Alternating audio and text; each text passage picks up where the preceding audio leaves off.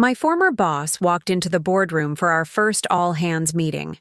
He froze when he saw me sitting at the head of the table, in his old chair, because 3 months ago, I'd orchestrated the acquisition that made me CEO and made him report directly to me. The same man who'd said clients would never take me seriously. I'm Patricia Morgan, and this is the story of how I went from being hidden in the back office to running a $200 million consulting firm. If you've ever been underestimated, hit subscribe and tell me where you're watching from. This one's going to be good. 7 years ago, I was 28 years old, fresh out of business school with an MBA from a top program, and absolutely convinced I was going to change the world. I'd graduated top of my class. I had recommendations from professors who called me one of the brightest minds they'd taught. I had offers from 3 consulting firms. I chose Stratton and Associates, mid-sized firm in Chicago, known for turning around struggling companies, the kind of place where smart people did impressive work and built real careers. I was also obese, not just overweight, obese, 320 pounds on a 5'6" frame. I'd been big my entire life, and I'd learned to navigate the world in a body that people constantly had opinions about. But I'd also learned that being smarter than everyone else in the room was a pretty effective way to make them forget about everything else. At least, that's what I thought. My first day at Stratton, I met my boss, Richard Chen, senior partner, the guy who'd personally recruited me. He'd seen my work, loved my analytical approach, said I had exactly the kind of strategic thinking the firm needed. He showed me to my office, small, but it was mine. He introduced me to the team. Everyone seemed professional, welcoming. I thought I'd found the right place. I was assigned to my first client within a week, a regional manufacturing company struggling with operational efficiency. Perfect project for a new analyst. I dove in immediately. I spent 3 weeks analyzing every aspect of the client's operations, supply chain, workflow, personnel allocation, financial projections. I found inefficiencies that were costing them millions annually. I developed a restructuring plan that would save them 35% in operational costs within the first year. I was proud of this work. It was thorough, innovative, exactly the kind of high-impact strategy consulting was supposed to deliver. The client presentation was scheduled. Standard practice was that the lead analyst presented their findings. I'd watched other new hires do exactly that in their first months. The day before the presentation, Richard called me into his office. He told me my analysis was excellent, really exceptional work, but he'd decided that Marcus, a senior consultant, would present it to the client. He said Marcus had more presentation experience and the client would respond better to him. I was disappointed, but I understood. I was new. Marcus had been there 4 years. It made sense that he'd handle high-stakes client interactions. Except Marcus presented my work almost word for word. He took credit for analysis he barely understood. When the client asked detailed questions, he stumbled. I was sitting in the back of the room, watching him struggle with my own strategy. The client loved the recommendations, though. Signed a contract extension worth $400,000. Marcus got praised, got a bonus. I got a thank you email. I told myself it was part of paying dues, that my time would come. The same thing happened on my next project, and the one after that. I'd do brilliant analysis. Someone else would present it. My name appeared in the credits, buried at the bottom, but I never got FaceTime with clients. 6 months in, I finally asked Richard directly, why wasn't I presenting my own work? He gave me this practiced smile and said the firm had certain standards for client interaction, that consulting was about relationships as much as analysis, that some clients had expectations about who they worked with. I asked what that meant. He said clients wanted to feel confident in their consultants, that first impressions mattered, that he needed to put people in front of clients who would command immediate respect and credibility. He never said the word fat. He didn't have to. I went home that night and cried for 2 hours, because I'd been naive enough to think that being brilliant would be enough, that my work would speak for itself. But in a world where people made judgments in the first 3 seconds, my body was speaking louder than my brain. I had a choice. I could quit, find a firm that valued substance over appearance, or I could prove that I was so good they couldn't hide me forever. I chose option 2. I started working differently. I didn't just do good work. I did work that was so exceptional, so innovative, so far beyond what anyone else was producing that it became impossible to ignore. Every project became an obsession. I'd work 12-hour days analyzing data. I'd spend weekends researching industry trends. I'd develop strategies that weren't just smart, they were transformative. A retail client was struggling with declining foot traffic. While everyone else was recommending standard digital marketing approaches, I developed a complete omni-channel transformation strategy that integrated their physical and online presence in ways nobody else was thinking about. A healthcare client was dealing with operational inefficiencies. I created a predictive staffing model using data analysis that reduced overtime costs by 40% while improving patient care metrics. A technology company wanted to expand into new markets. I didn't just recommend which markets to enter. I built detailed competitive analyses, pricing strategies, partnership opportunities, and 5-year revenue projections for each option. My work started getting noticed, not by clients, because I still never met them, but by other partners at the firm. They'd request me for their projects. They'd specifically ask for my analytical approach. I was becoming the firm's secret weapon. The analyst who could crack any problem, but I was still invisible to the people we served. Year 2. The firm landed a massive client, a Fortune 500 company facing a potential bankruptcy. They needed a complete operational and financial restructuring. This was a $3 million contract, career-making work. Richard assigned his best team, 5 senior consultants, and me, as lead analyst.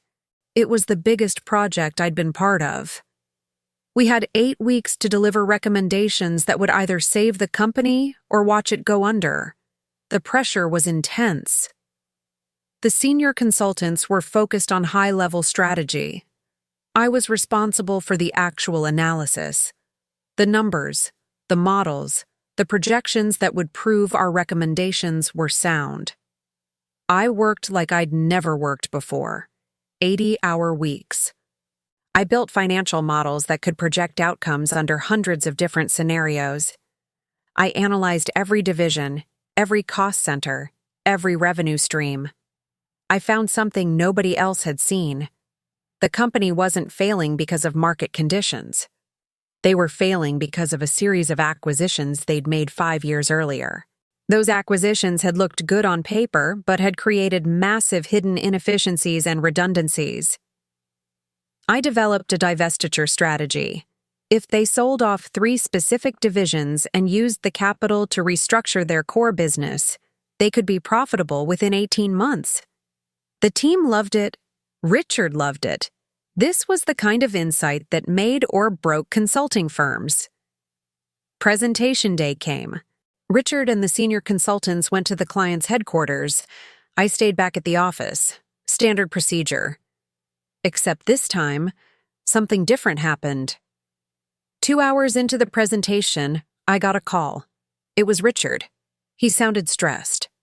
The client's CEO was asking detailed questions about the financial models, about specific calculations, about methodology. The senior consultants couldn't answer because they hadn't built the models. Richard asked if I could walk him through the answers over the phone. I did. For 45 minutes, I explained every calculation, every assumption, every projection, while Richard relayed my words to the room. Then I heard a voice in the background. The CEO. He said he wanted to speak directly to whoever built these models. that he wasn't making a $3 million decision based on telephone game. There was silence. Then Richard said he'd have to call me back. He called back 10 minutes later. He said the CEO was insisting on meeting the lead analyst, that the presentation was paused until that happened, that I needed to get to their headquarters immediately. He said this like it was a problem, like my presence would somehow damage what they'd built. But he had no choice. I grabbed my laptop and presentation materials, got in my car, drove 40 minutes to their office building, my heart pounding the entire time. This was it. The moment I'd been dreading and craving in equal measure. I was finally going to be in the room where it happened. I walked into that boardroom and watched their faces change. The CEO, the CFO, the board members. They'd been expecting someone different. Someone who looked like Marcus or Richard or any other consultant they'd worked with. Richard introduced me quickly, tensely. This was Patricia Morgan, our lead analyst who developed the financial strategy. The CEO, a man named Thomas Barrett, looked at me for a long moment. I could see him recalculating, making judgments, deciding whether to trust this. Then he gestured to the chair, asked me to walk them through my analysis. So I did. I opened my laptop, pulled up the models, and for the next 2 hours, I explained exactly how I'd diagnosed their problem and exactly how my solution would work. I showed them the hidden costs of their acquisitions, the redundancies they'd never noticed, the strategic misalignment that was bleeding them dry. I walked them through every number, every projection, every scenario. I answered every question. Some were softballs. Some were attempts to poke holes in my work. I had answers for all of them, because I'd built these models. I understood them at a level nobody else could. About an hour in, something shifted. Thomas stopped looking at me like I was unexpected and started looking at me like I was essential. He started asking deeper questions, strategic questions. Questions about implementation, about timeline, about risk factors. We weren't just reviewing analysis anymore. We were having a real strategic conversation. At the end, Thomas leaned back in his chair. He looked at Richard and said something I'll never forget. He said, "This is the most thorough analysis we've seen in 3 years of consultants. We're moving forward with the recommendations, but I want her leading the implementation. Not as analyst, as the lead consultant on this project. If that's not possible, we'll find a firm where it is." Richard's face went pale, but he smiled and said, "Of course, absolutely. That was always the plan." It absolutely was not the plan. That project changed my career. I spent 6 months working directly with Thomas and his executive team, implementing the restructuring strategy. It was brutal, complicated work, but it worked. 18 months after we started, the company announced their first profitable quarter in 3 years. 2 years in, they were thriving. The case study became legendary in consulting circles. And I was the one who'd done it. Thomas became my biggest advocate. He recommended me to other CEOs. He spoke about my work at industry conferences. He told everyone that I was the reason his company survived. Suddenly, other clients were specifically requesting me, not the firm, me. They wanted the consultant who'd saved Barrett Industries. Richard couldn't hide me anymore. I was promoted to senior consultant, then to principal. I was bringing in millions in new business. I was becoming one of the firm's most valuable assets. But I was also seeing the firm's limitations. Richard was still assigning me to analytical work, not client development. He'd let me lead projects, but he controlled which clients I could pursue. He was managing my visibility, my growth. I realized something crucial. I'd proven I was brilliant, but I was still working in someone else's system, under someone else's rules, for someone else's benefit. I'd built a reputation, Now I needed to decide what to do with it. Year 5 at Stratton. A private equity firm reached out to me directly. They'd heard about my work. They were acquiring a struggling consulting firm in Boston and needed someone to turn it around. They wanted me to be the CEO. I was 33 years old. I'd never run a company, but they'd seen what I did for Barrett Industries. They believed I could do the same for an entire firm. The offer was incredible. Equity stake, full operational control, the chance to build something my way. I told Richard I was leaving. He tried to counteroffer, offered me a partnership, a significant raise, promised me more visibility, more autonomy. But I'd learned something important. People like Richard would always see my value. They'd just never see me as equal. I'd always be the brilliant analyst they kept in the background because they couldn't imagine me in the spotlight. I took the CEO position. The firm I inherited was a mess. Declining revenue, losing clients, outdated methodologies, demoralized staff. Exactly the kind of turnaround challenge I'd been training for my entire career.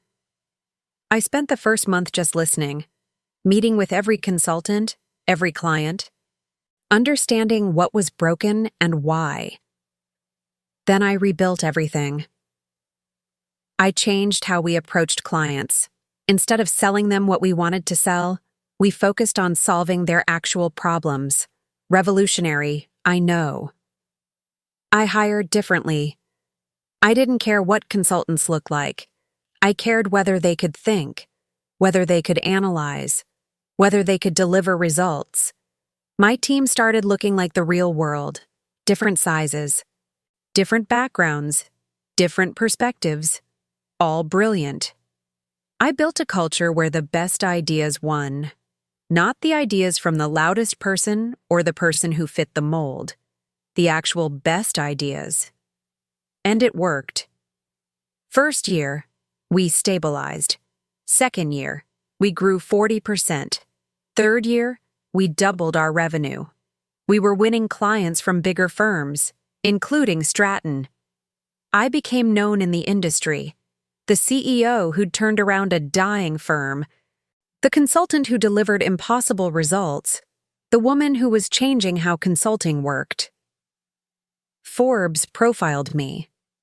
Harvard Business Review published a case study about my approach.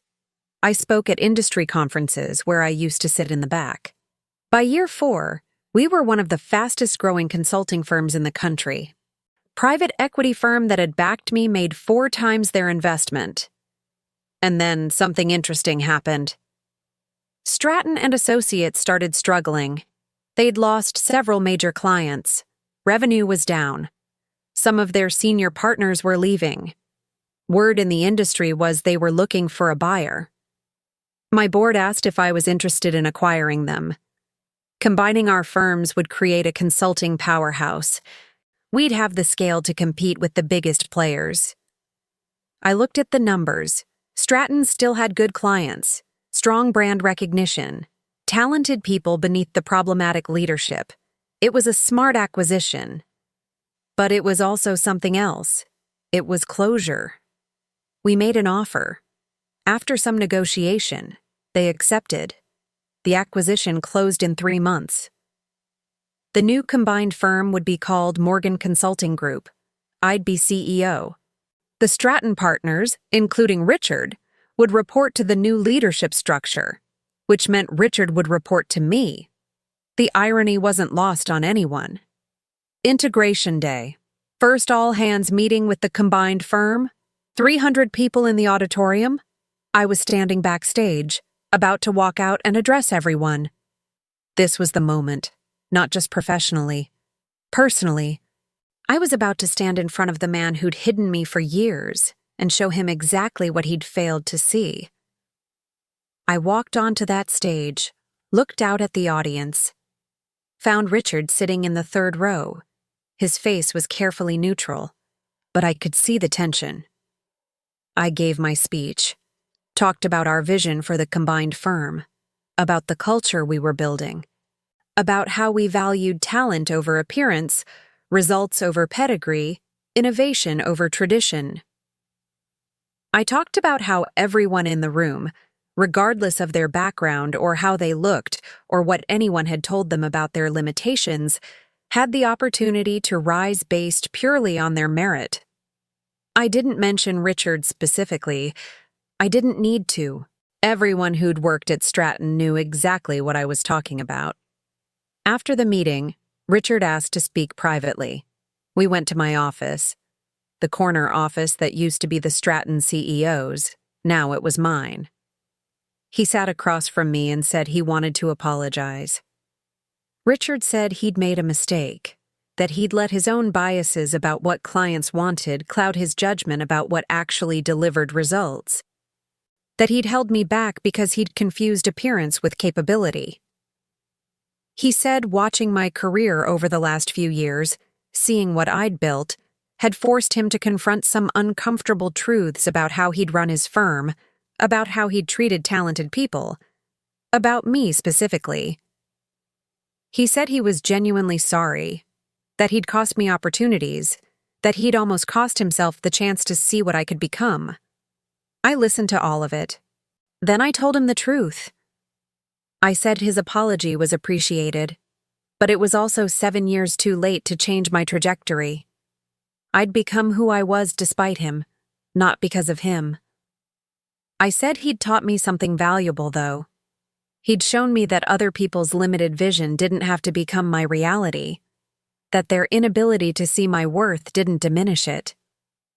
I told him he could stay with the merged firm if he wanted, but he'd be judged the same way everyone else was, on results, on contribution, on actual value delivered, not on his title or his tenure or his connections. He asked what role he'd have. I said that would depend entirely on what he proved he could do. He nodded, understood. 3 months later, he resigned, took early retirement. I heard he does some independent consulting now, small projects, nothing major. I didn't force him out. But I didn't make it easy for him to stay in a world where his old advantages didn't matter anymore. Here's what I learned from 7 years of being underestimated, 2 years of turning around a company, and 1 very satisfying acquisition. The people who judge you based on appearance aren't always wrong to care about first impressions. They're just wrong about what actually matters after that first impression. Richard thought clients wanted someone who looked a certain way. What clients actually wanted was someone who could solve their problems. Once I got in the room, my appearance became irrelevant because my competence was undeniable.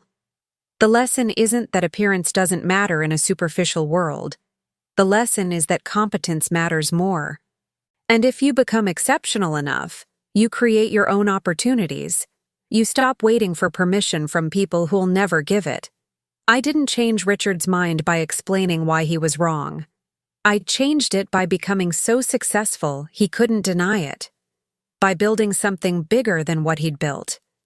By winning so completely that his opinion became irrelevant. That's the real power. Not proving people wrong. Making their judgment irrelevant.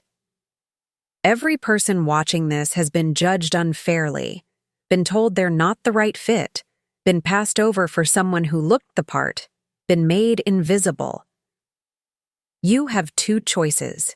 You can let that define your ceiling, or you can work so hard, become so skilled, deliver such exceptional results that you build your own path, your own firm, your own rules. It won't be easy. It wasn't for me. There were years of late nights and frustration and wondering if I was delusional. But there's something deeply satisfying about sitting in the CEO chair of a company that's acquired the firm that once hid you. I'm Patricia Morgan. I run a $200 million consulting firm. I've been featured in Forbes, Harvard Business Review, and Bloomberg. I've advised Fortune 500 CEOs on their biggest challenges. I employ 300 people who judge each other on talent, not appearance. I'm also 320 pounds, still, I didn't lose weight to earn respect. I didn't change my body to fit their vision. I changed their vision by being undeniable. My former boss said clients wouldn't take me seriously because of my body. He was wrong. Not because clients don't judge appearance, but because clients ultimately care about results more than aesthetics. Once I got in the room, my body became irrelevant. My mind was what mattered. My strategy, my solutions, my ability to save their companies. If you're being held back because of how you look, here's what I want you to know. Their judgment isn't about you. It's about their limited imagination, their inability to see past the surface. Your job isn't to convince them. Your job is to become so exceptional that you create your own opportunities, build your own firm, write your own rules, win so completely that their permission becomes unnecessary. They said clients wouldn't take me seriously. Now I run the company, not because I proved them wrong, because I made their opinion irrelevant. If this story resonated with you, hit subscribe and tell me in the comments what you're building while everyone else is focused on whether you look the part. I want to hear your story. Thanks for watching. Now go become undeniable.